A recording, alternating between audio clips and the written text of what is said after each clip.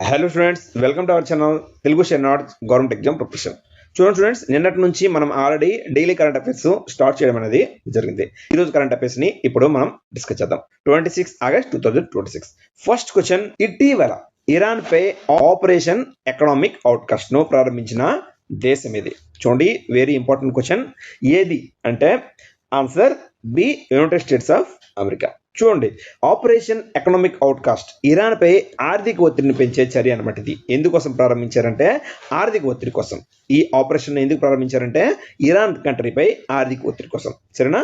ఈ ఆపరేషన్ ప్రారంభించింది యుఎస్ఏ. అది ప్రధాన లక్ష్యం ఇరాన్ పై ఆర్థిక ఒత్తిడిని తీసుకురావడం. చూడండి, answer B, United States of America.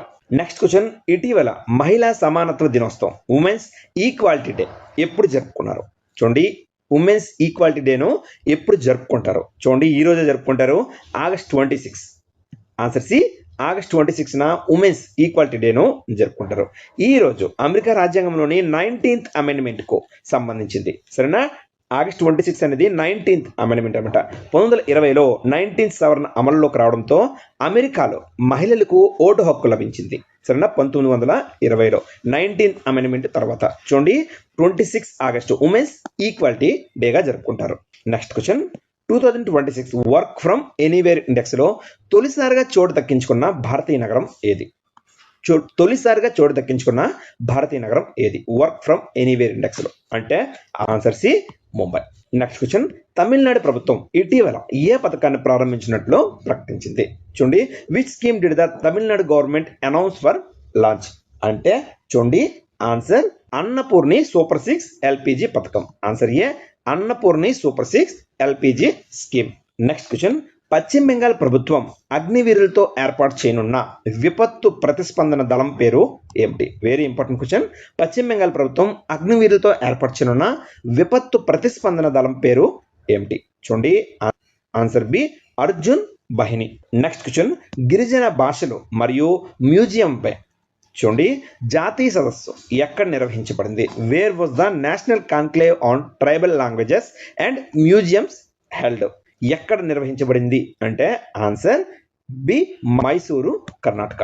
Next question, India carpet expo 2026 ఎక్కడ నిర్వహించబడింది? చూడండి, ఇండియా కార్పెట్ ఎక్స్పో 2026 ఎక్కడ నిర్వహించబడింది అంటే ఆన్సర్ బి, భదోహి.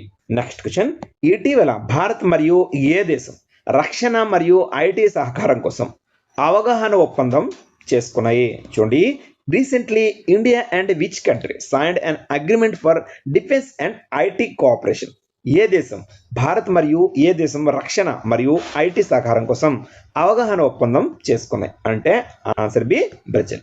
నెక్స్ట్ క్వశ్చన్, ఇటీవల కేంద్ర హోం మంత్రి అమిత్ షా 7వ జాతీయ భద్రతా వ్యూహ సదస్సు నేషనల్ సెక్యూరిటీ స్ట్రాటజీస్ కాన్ఫరెన్స్ 2026 ఎక్కడ ప్రారంభించారు? నేషనల్ సెక్యూరిటీ స్ట్రాటజీస్ కాన్ఫరెన్స్ 2026 ఎక్కడ ప్రారంభించారు? ఇటీవల కేంద్ర మంత్రి హోమ్ మినిస్టర్ అమిత్ షా అంటే answer B, New Delhi.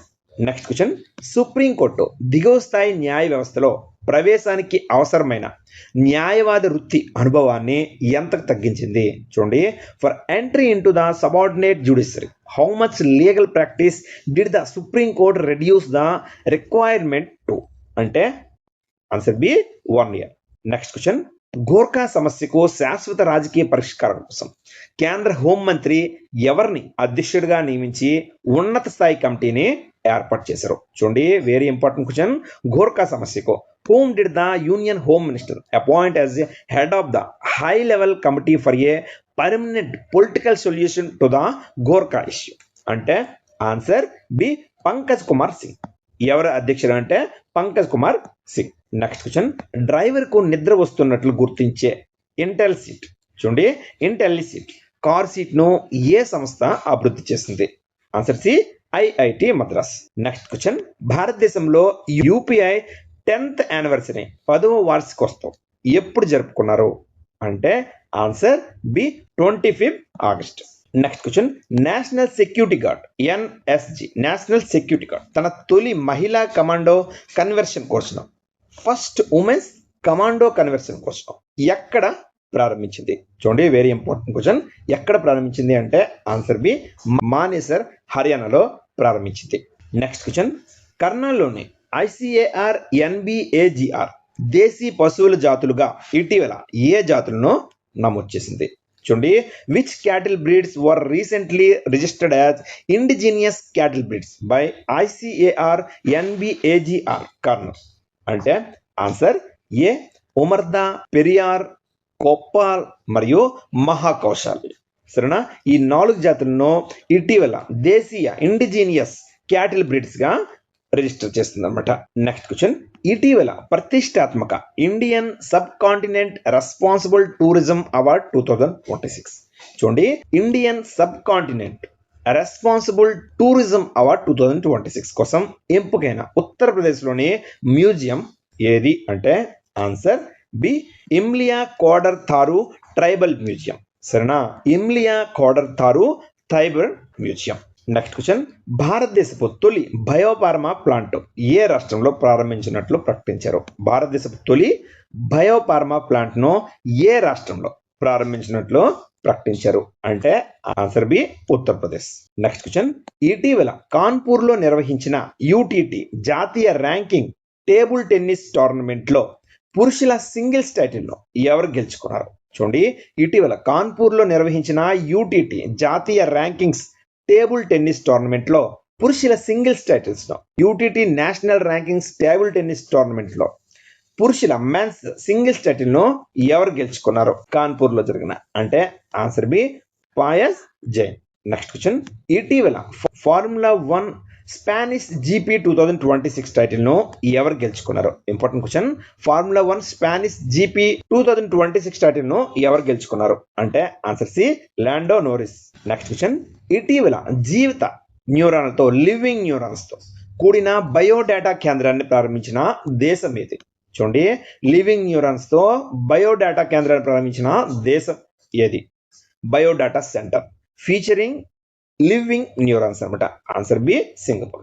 Next question, ఇటీవల విజ్డెన్ ద్వారా 2026లో పురుషుల leading cricketer of the year గా ఎంపికైన ఆస్ట్రేలియా క్రికెటర్ ఎవరు? ఇటీవల విజ్డెన్ ద్వారా 2026 లో చూడండి men's leading cricketer of the year గా ఎంపికైన ఆస్ట్రేలియన్ క్రికెటర్ ఎవరు? అంటే ఆన్సర్ బి మిచెల్ స్టార్క్. రోజు ఒక కంట్రీ కోసం నేర్చుకుందాం. ఈ రోజు మనం డిస్కస్ చేయబోయే కంట్రీ వచ్చి ఇరాన్ అనమాట. చూడండి, Iran Islamic republic of Iran.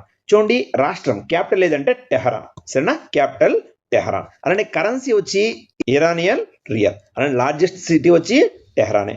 Population వచ్చి అరౌండ్ 89 మిలియన్స్ అనమాట. 89 మిలియన్స్. అలానే ఆఫీషియల్ లాంగ్వేజ్ వచ్చి పర్షియన్. అలానే 11th ఫిబ్రవరి 1979 11th ఫిబ్రవరిని ఇస్లామిక్ రెవల్యూషన్ డేగా జరుపుకుంటాము.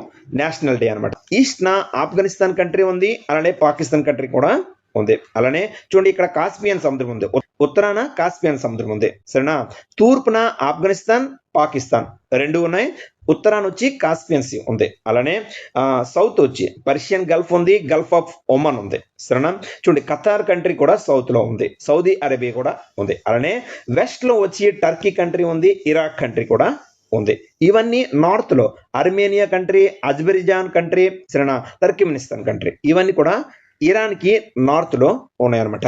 సరే ఫ్రెండ్స్, కుదిరితే మళ్ళీ రివిజన్ చేసుకోండి. మళ్ళీ రేపు సాయంత్రం 6 గంటలకు మళ్ళీ కలుసుకుందాం. Take care. జై హింద్.